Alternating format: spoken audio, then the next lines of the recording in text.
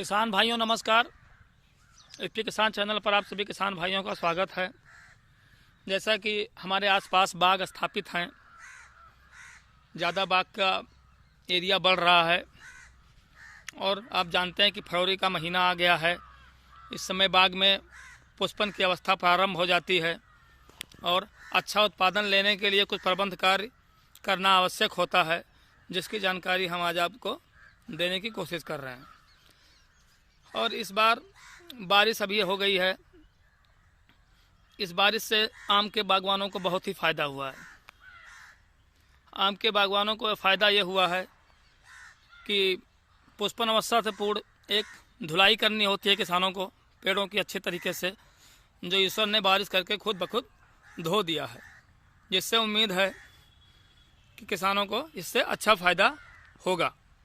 तो किसानों के हित में बहुत ही अच्छी बात है। इसके पहले दिसंबर में एक कार्यक्रम किया जाता है जो शायद आप लोगों ने नहीं भी किया होगा, क्योंकि इस दिसंबर में और इस समय एक मिली बग आता है जो ज़मीन से ऊपर पेड़ों पर चढ़ता है। उसको कंट्रोल करने के लिए पॉलीथीन शीट ज़मीन से तने पर, आम के तने पे चारों तरफ लगाया जाता है। जो आप लोग नहीं जानते होंगे या जो जानते होंगे तो किए होंगे, नहीं जानते होंगे तो नहीं भी किए होंगे। तो जो लोग ना किए हों वो अभी भी पॉलीथीन की शीट लगा दें, जिससे ज़मीन से मिली बग ऊपर ना चढ़ सके।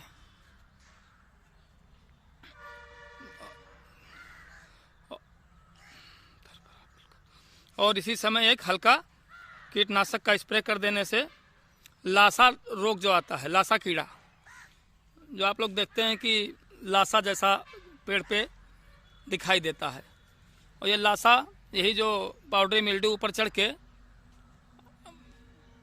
अंडा देते हैं तो यही लासा हो जाता है। इससे बचाने के लिए आप एक हल्का कीटनाशक का स्प्रे कर दें। और आप लोगों को इससे पहले बागों की साफ़ सफाई भी करनी चाहिए थी। मैं जिस बाग में इस समय खड़ा हूँ देख रहा हूँ कि यहाँ पे बहुत ही घास लगे हुए हैं पूरे बाग में।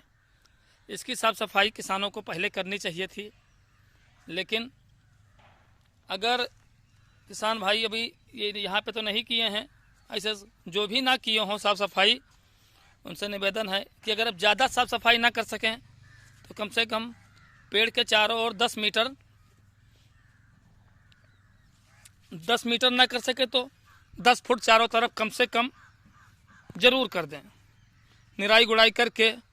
और अगर देसी खाद ना दिए हों तो इस समय देसी खाद भी दे दें। नमी तो है ही है, चारों तरफ बारिश हुई है। और एक बात आपसे मैं कहना चाहूँगा कि अगर बारिश नहीं होती है 15 दिन 20 दिन, तो आप लोग नमी बनाए रखें। होता क्या है, इसी पुष्पन अवस्था के बाद में फल लगने की बात आती है। तो जब फल लगता है, अगर नमी कम रहता है तो फ्रूट ड्रॉपिंग की समस्या आती है। फ्रूट ड्रॉपिंग में फल गिरने लगते हैं, जिसको फिर बचाना बहुत कठिन हो जाता है और किसान भाइयों का बहुत ही नुकसान होता है। इसलिए हम आपसे ये कहेंगे, जब तक दाना मटर के बराबर ना हो जाए तब तक पेड़ों के नीचे नमी रहना आवश्यक है। और जब नमी रहेगा तो फल जहाँ से जुड़े रहते हैं वहाँ फल मजबूती से पकड़े रहेंगे, जो फ्रूट ड्रॉपिंग नहीं होगी, जिससे किसानों को अच्छा फ़ायदा होगा। इसलिए ये विशेष निवेदन है कि नमी ज़रूर बनाए रखें जब तक कि फल मटर के बराबर ना हो जाए। जैसा कि जानते हैं कि कीड़े बीमारियां भी इस समय आते हैं, जिसको नियमित रूप से देखरेख करते रहें तो निश्चित ही हम अच्छी फसल प्राप्त कर सकते हैं।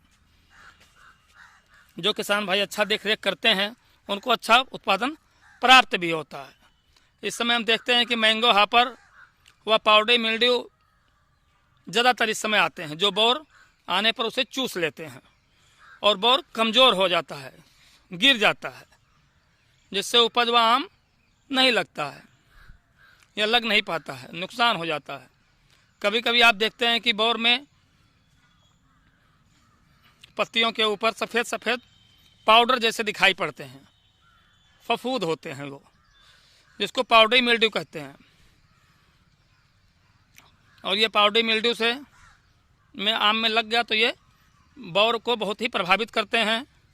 किसान भाई ध्यान रखें कि आम का बोर व पत्तों पर सफ़ेद पाउडरी मिल्ड्यू व मैंगो हापर दिखाई दें, इसके लिए आप फरवरी माह में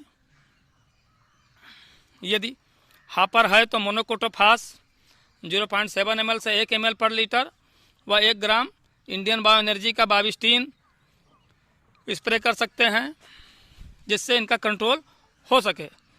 और अगर मौसम बहुत गर्म नहीं है तो आप इसमें 3 ग्राम पर लीटर इंडियन बायो एनर्जी का बाहुबली 80% सल्फर का भी इस्तेमाल कर सकते हैं। और अगर मौसम गर्म है तो आप सल्फर का इस्तेमाल कतई ना करें, क्योंकि मौसम गर्म होने से क्या होता है, अगर आप सल्फर का इस्तेमाल करेंगे उससे गर्मी बढ़ेगी, और जब गर्मी बढ़ेगी तो आपके बोर जल जाने की संभावना है, जिससे नुकसान हो सकता है। दूसरा छिड़काव 15 दिन बाद करते हैं। इसमें खर्रा रोग आने की समस्या आती है, जिसमें आप कलेक्सिन या कैराथीन आप लोग जानते हैं 0.6 ml से 1 लीटर मिलाकर करें। और इस समय भी आप कोई भी एक फंजीसाइड मिला लें, जिससे फफूंद भी आने की समस्या होती है, उनको कंट्रोल किया जा सके। तो आज यहीं तक, अगली बार अगली जानकारी के साथ मिलेंगे। तब तक किसान भाइयों नमस्कार।